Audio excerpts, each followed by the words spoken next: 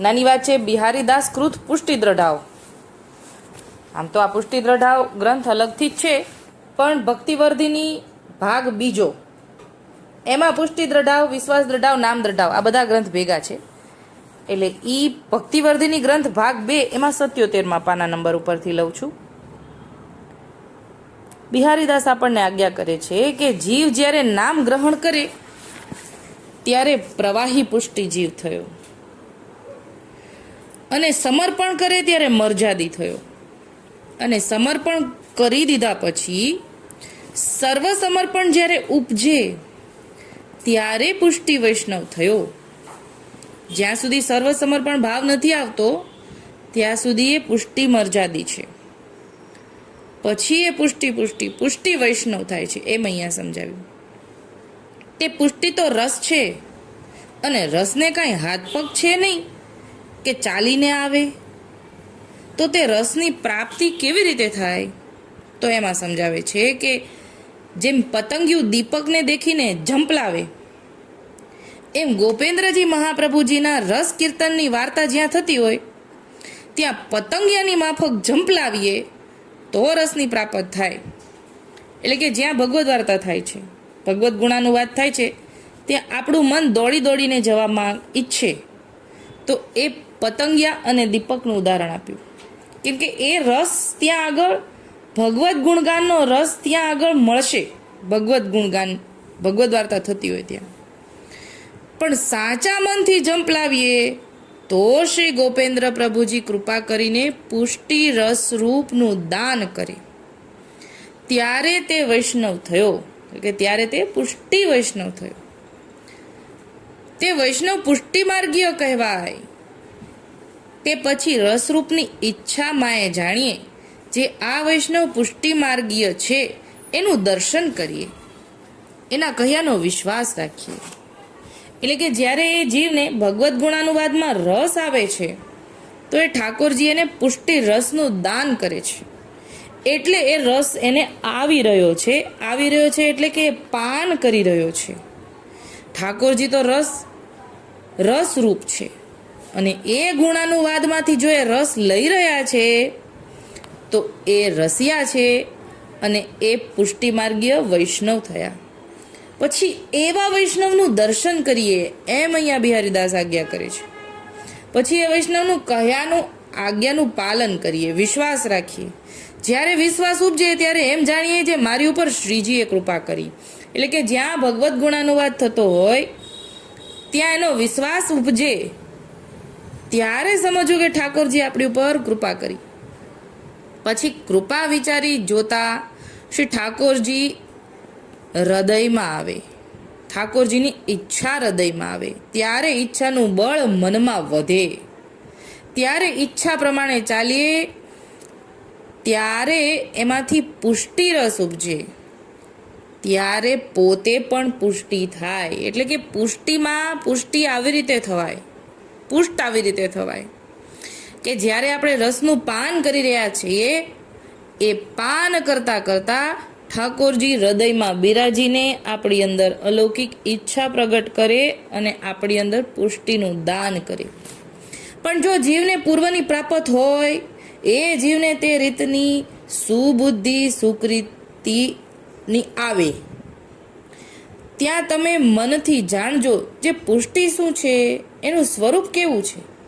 તો એ માટે લખીએ છીએ. એટલે કે હવે ઉપરનું જે કીધું ને એના માટે એમ કીધું કે જીવ પૂર્વનો હોવો જોઈએ તો જ સુબુદ્ધિ સુકૃતિ આવશે.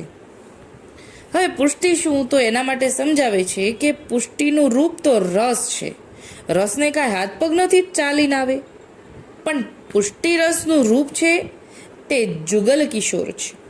તે માટે જ્યારે સુબુદ્ધિ સુકૃતિની આવે ત્યારે જુગલ કિશોરની સેવા કરીએ, અહોનિશ હૃદયમાં સેવનનું સ્મરણ રાખીએ, વારે વારે શરણે જઈએ. એટલે કે જ્યારે આ સૌથી પ્રથમ પગથિયું આપણને દીપકને જોઈને પતંગિયું ઝંપલાવે ને એમ ભગવદ્ ગુણાનુવાદથી શરૂઆત થાય.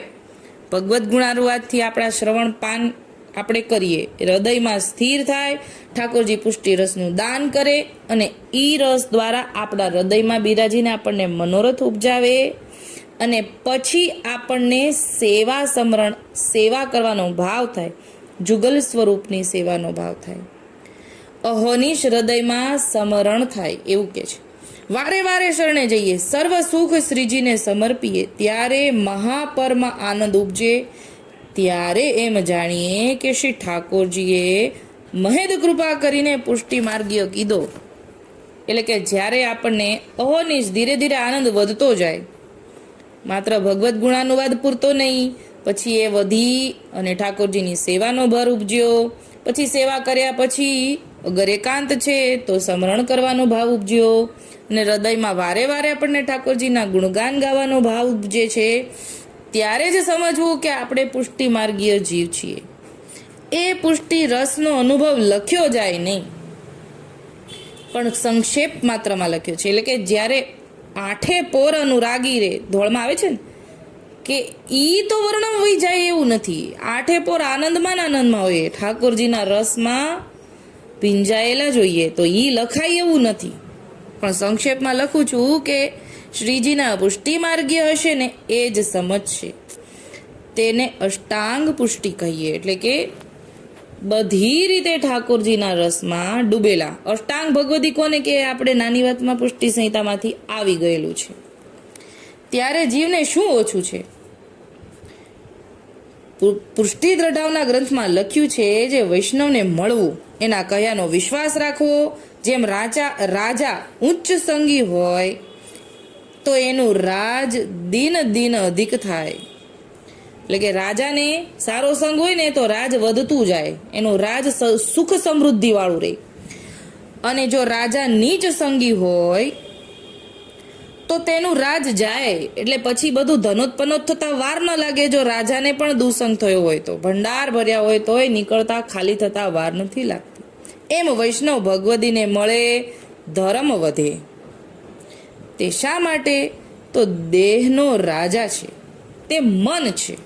દેહનો રાજા જે છે એ મન છે.